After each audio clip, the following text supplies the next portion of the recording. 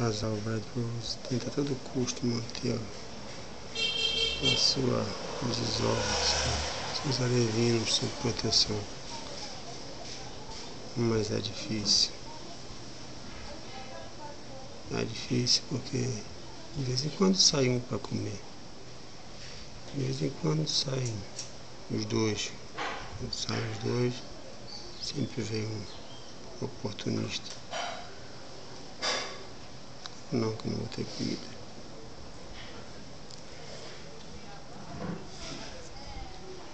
Por que não vive nenhum?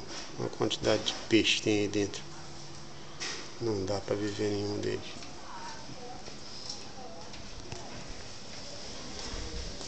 Mora.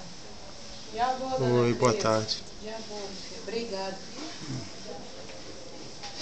Uma hora vem um e come, outra hora vem outro e come. Tá comendo peixinho? Ah, só tem uns 15, eu acho, por ali, junto deles. Ali, dá pra ver ali, ó. Lá do lado direito, né? Desse que tá virado pra cá.